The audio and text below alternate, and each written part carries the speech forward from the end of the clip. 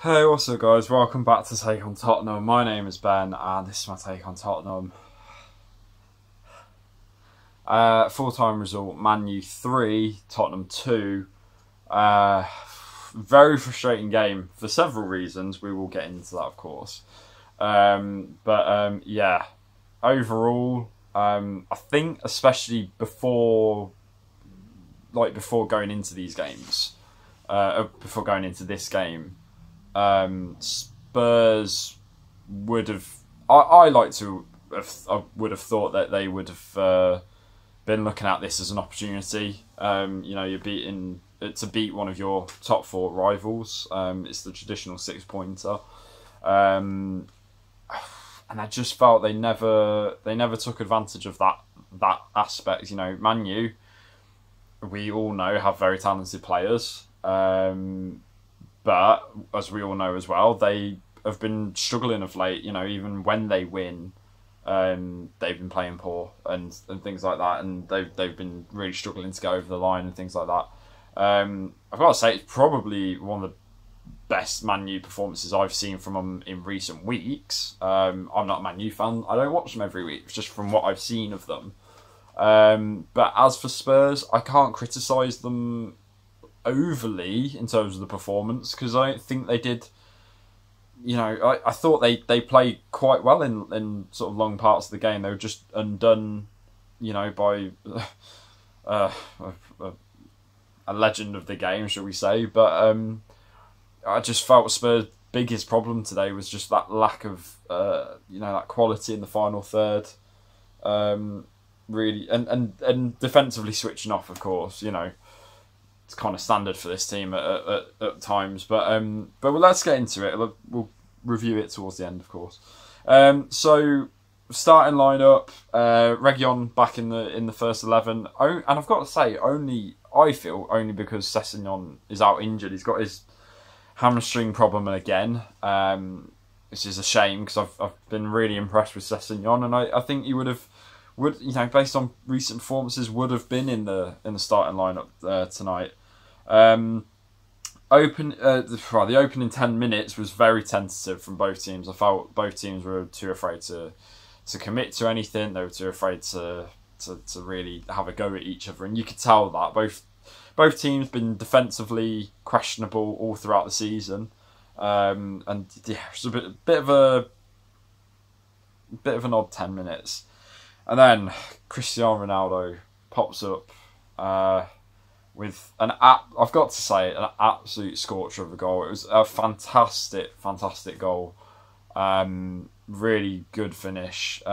My criticisms of Spurs, I think it was Bentancur went right up to Fred to do the tackle. Fred flicked it onto Ronaldo, and then Ronaldo picked the top corner out.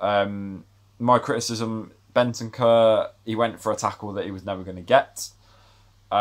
He just got done so easily in that regard. And then I think Dyer probably as well comes under criticism just for allowing Ronaldo, or should we say a player of Ronaldo's quality, that much time in that area of the pitch. He's always going to be able to do that sort of thing. He's doing it throughout his entire career. You cannot afford to allow those players that amount of time, and that's exactly what we did, and we were absolutely punished for doing that. Brilliant goal, not taking anything away from it. I'm just pointing out my team's flaws with that goal. A little bit of a shaky few minutes after that from Spurs. Man U seemed to get a bit of a boost from that goal, understandably. I've got to say, from my point of view, like I said at the start of the video, Man U, with the defensive issues that they've been having, I really felt like they weren't testing Maguire. In particular, you have to say Maguire. But they weren't testing their defence that much. They weren't running at them. They weren't, very frustrating performance, especially in that first half. Bentancur was struggling as well. He had a similar incident where he lost the ball to Fred. He lost it again to Pogba, and that kind of started a Man U attack. He went in for a tackle and was done way too easily, left in dust by Pogba. Davies had a goal rolled out for offside, rightfully so. It was miles offside. Dyer had a header that was cleared off the line, which was unfortunate. We managed to get a penalty, and I think obviously it's going to create a bit of controversy because Man U also had a penalty claim. It was a bit of an odd one. It's probably sound really biased. I didn't think Man U's was a penalty. Dyer had his hand sort of down by his back. There was not really much you can do, and the ball was a lot closer. Kulusevski whacked the ball trying to get a cross in, and Tellers had his arm up like that, and it hit his arm in the box. To me, it's harsh. I think it's harsh because I think in that sort of time frame that you've got from when the ball leaves the player's boots of when it hits them on the arm, there's not much time to react at times. That's why I think it's a bit harsh, but I think it was a penalty. That is the law of the game now, isn't it? So yeah, and Harry Kane took the penalty away. De Gea went the right way. Brilliant penalty though from Harry Kane. Very, very good. And I had to say, based on the course of it, I thought Spurs deserved that equaliser. They did. I'm sure some people I'm sure I can't even speak anymore. I'm sure people will say that I'm sort of in denial about that, but I generally thought Spurs deserved something. They were, as the game went on, they were pressuring Man U more. They were creating more chances. They were camped in that half for quite a while. And it's, like I said, it's just moments of brilliance, and wow, it's annoying. And it's traditional Spurs really at the minute when they concede. They seem to be in this cursed moment where they score a goal and they get back on level terms, and then they just kind of lose focus and they lose control, and they kind of, I don't know. And traditionally, Man U pretty much, we got our goal, Man U went down the other end and scored. It was poor from Reguilon. He was, he was playing Sancho on side, I think, when the initial pass went through. He claimed he was in line and it was offside, but you can see on VAR he was the one playing Sancho on side. And I've got to say poor from Romero and Doherty, because they let Sancho in far too easily, and then he just squared it to Ronaldo, who scored. So it's a bit of a shame because, like I said, Spurs going into the half-time break 2-1 down. I wouldn't say the performance warranted that, but you can't do much. It's about how you react, isn't it? Second half came out tentative again. They weren't playing bad, Tottenham. They were just lacking that quality in the final third. And you want to think with players like Kulusevski, Kane, Sonny, you would have that quality, and they just the passes weren't 100% there. They looked a bit apprehensive to shoot at times. They did pressure. Sonny had a great chance. Kane he fed it. Kane picked the ball up. He fed it through to Kulusevski, pulled the ball back to Sonny, and it went. He took a shot and it went wide. But you've got to say that he's got to at least hit the target with that sort of chance. It really had to. Sonny had another poor game tonight, but we'll go into that in a second. There was a bit of a lull again in the game, kind of like in the first half. Then we got our goal, and again I have to say Spurs did deserve that goal. It wasn't against the run of play. They did deserve it. They were pressuring.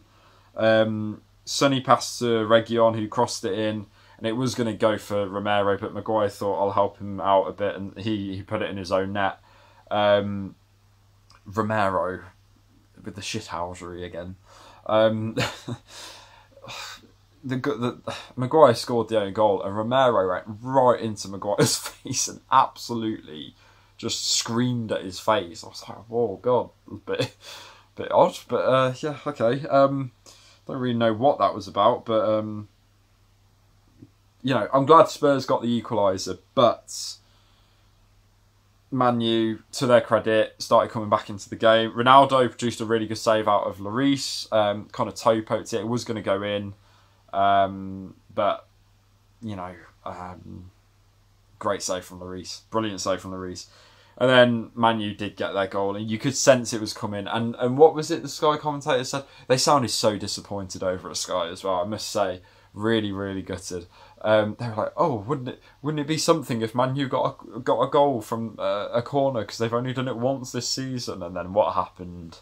they got their goal from a corner. Of course, it was Cristiano Ronaldo getting a hat-trick. Poor from Doherty in particular. He wasn't tracking, he didn't jump with Ronaldo, he didn't even go for the header, it seems. Poor from Romero, again, who lost Ronaldo, but I had to say most of the blame for Doherty on that one. And Ronaldo powered the header in, and you know, again, it's something else that he's been doing all his career, and the players, the defence allowed him the time to do these sorts of things, and that for me is the biggest frustration tonight. You know, the game ran out. Spurs, you know, they tried to create something in the last sort of 5 minutes of the game, but didn't really have that you know, that chance, that key chance. Bergwijn was brought on, Winks was brought on, Mora was brought on, but they didn't really create anything. And like I said, just frustration really with Spurs. I think going into the game, based on the recent performances in the league in particular, Spurs should have at least got a point out of this game based on those things. Now, again, no one in the Premier League has any divine right to beat anybody else. You know, it's the beauty of the league, is anyone can beat anybody. But again, like I said, you'd think on form, how Man U have been playing lately, this was kind of set up for Spurs to do something, and unfortunately they didn't. I thought Sonny had a really poor game again. He kept slipping over all the time. I don't know what was on his boots, but he just kept slipping over. And yeah, it was just very, very frustrating. I thought Reguilon had okay moments, but was poor. Was poor, and I do think Sessegnon would have been a better choice, you know, had he been fit. Hindsight is a wonderful thing. I thought, I'm trying to think of anyone who stood out. I thought Bentancur had good moments, but was struggling as well at times. Højbjerg, I thought, had a good game. I thought he was really solid, ran his heart out, was trying to create. And Kane seemed like, again, at moments had times where he tried to, but ultimately didn't have his best game compared to the Man City game, compared to the what was the other game where he shone in? I can't remember. It might have been the Everton game. I can't remember, but he had the other game a couple of weeks ago. Just a shame. Nobody really stood out for Spurs. Kulusevski, troublesome at times, but didn't really create anything. Like I said, it's just a shame. That's all I can say. I can't say Spurs performed terribly. They've performed a lot worse in previous weeks. They really have. But I think they'll be kicking themselves. I think those players, I think Antonio Conte will be looking at it as a missed opportunity. I think they will have been looking at it pre-game as an opportunity to get a win, and like I said, an important win in a 6-pointer, and they've come out with 0 points and a loss, and it's not good enough. And their consistency again has to be brought into question. Win loss, win loss, win loss, win loss, win loss, win loss, win loss, win loss, win loss. It needs to be fixed. There needs to be a remedy. That remedy will be the summer transfer window, hopefully, but it's up to them to finish the season on a high, but they just can't find any consistency. For every win, there's a loss, and you can't go anywhere with that. Based on, I expect to win the next match just because they've lost this match. That's a terrible thing to say. But yeah, they have to respond. They've got Brighton away. That'll be a difficult match on, I think it's Tuesday or Wednesday. I think it's Tuesday. It'll be a difficult match. I know they lost against Liverpool today, but they made sure they gave them a match for it. It's frustrating, but Spurs, they need to just find consistency. It's the biggest enemy at the minute. What was I going to say? Top four's looking, I think, very unlikely now. I think if they at least got something out of this game, I would have had an air of positivity. But looking at the table, you've got Man U, who they're now in the Champions League spot, top four. They're in 4th. You've got Arsenal, who are behind them by 2 points with 4 games in hand. Yeah, it's, you know, I know Arsenal have difficult games coming up. It's in their hands, absolutely. But they have difficult games coming up. They've got Liverpool. They've got us as well at the Lane. Sorry, the Tottenham Hotspur Stadium. Or the Amazon Stadium, as it's probably going to be, or something. yeah, I don't know. It is one of those, isn't it? But we need to respond, and I'm sure they will, and then they'll lose, and then they'll respond. But yeah, it's frustrating. It'll be interesting to see what Conte says as well, because I think Spurs didn't play bad. I think they were they just lacked a bit of quality. I don't think they played terribly.